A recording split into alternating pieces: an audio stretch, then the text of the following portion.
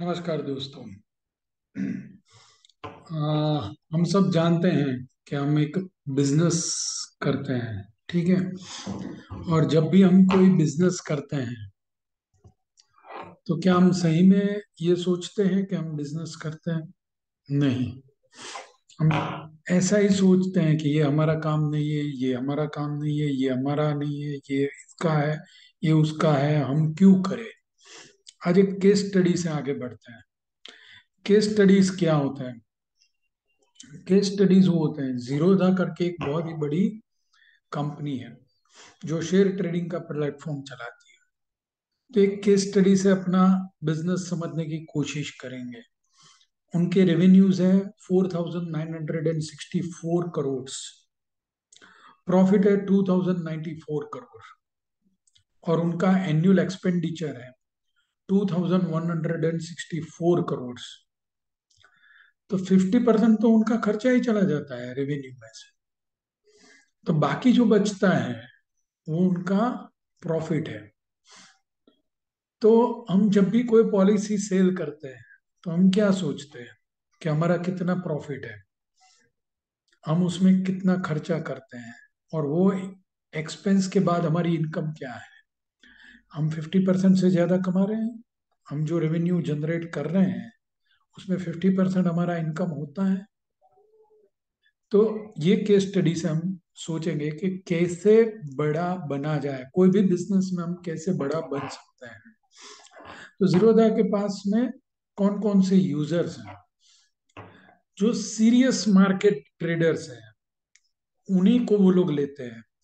वो ऐसा नहीं कि हर कोई को आप प्लान समझा के आ गए, हर कोई को आप पॉलिसी समझा के आए कि भाई आपको लेना ही है, ऐसा नहीं।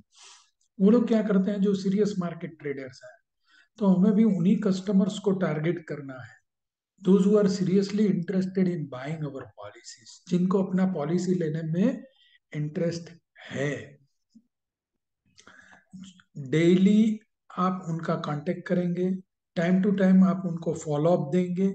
जब तक वो क्लोजर की तरफ आगे नहीं बढ़ता है तब तक उस क्लाइंट को आपको नहीं छोड़ना है, क्योंकि वो उसका भी नीड है और आपका भी नीड है। अगर वो सही तरह से फिनेंशियल प्लानिंग नहीं करेगा तो इन फ्यूचर में उसको भी एक बड़ा बहुत लॉस है।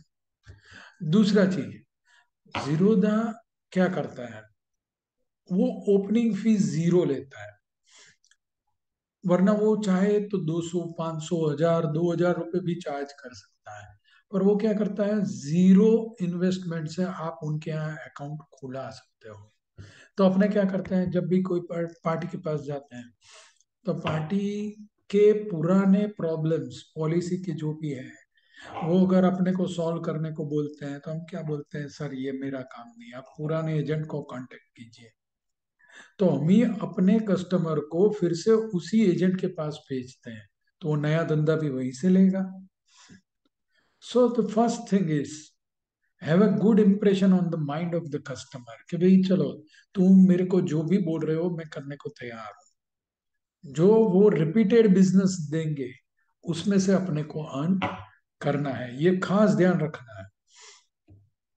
मेंटेनेंस चार्जेस, मेंटेनेंस चार्जेस अपने एलआईसी में पॉलिसी में कुछ नहीं होता है। मेंटेनेंस चार्जेस क्या होता है, आप एक पार्टी को पॉलिसी बेच के आए हो, उसके फैमिली में सब फैमिली को मिला के 5-7 पॉलिसी तो होती ही होती है, क्योंकि एलआईसी पिछले 60 साल से ये बिजनेस में ट्रांजैक्ट कर रही है। तो कहीं ना कोई ब्रांच से ना उनके फादर की पॉलिसी होगी जो मैच्योर हो रही होगी, कोई मनी बैक का इंस्टॉलमेंट रुका पड़ा होगा, कोई एग्जिस्टेंस सर्टिफिकेट देना बाकी होगा। तो हम क्या करते हैं, वो सब सर्विस देते हैं।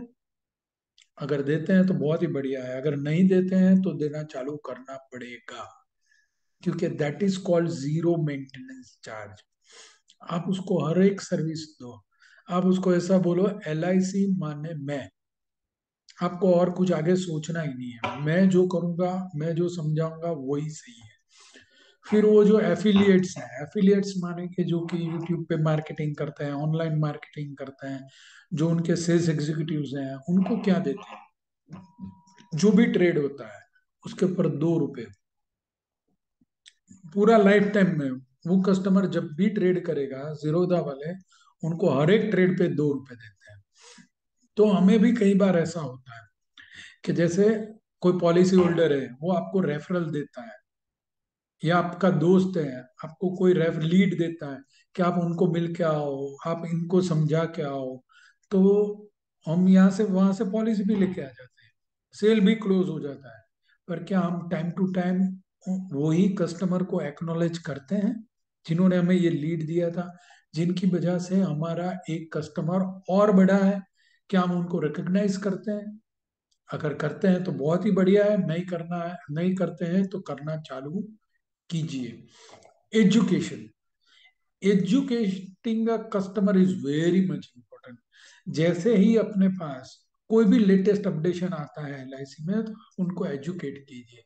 जैसे कि अभी जीवन शांति में रेट ऑफ इंटरेस्ट बढ़ा है, 0.5% से लेके 75 to 1% तक बढ़ा है। तो क्या हमने अपने क्लाइंट को एजुकेट किया? हमने वो प्रोस्पेक्ट का लिस्ट तैयार किया?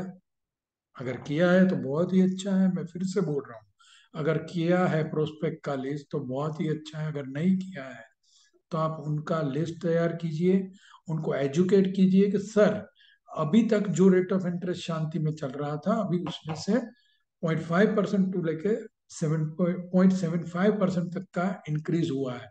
तो क्या अब आप इंटरेस्टेड है वो पैसा पार्क करने में?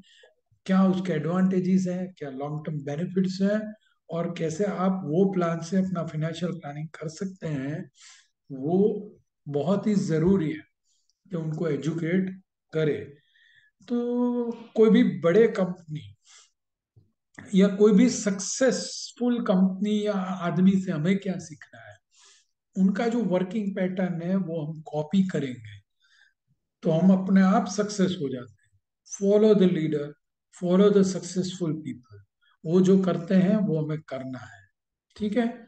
तो ये छोटा सा एक टीचिंग था। अगर आप उसको थोड़ा ध्यान में लेके अपने आप उसको एक आगे प्लान आउट करें, प्लान आउट करके अपने कस्टमर्स को कांटेक्ट कीजिए, आपके लिए बहुत ही बढ़िया रहेगा।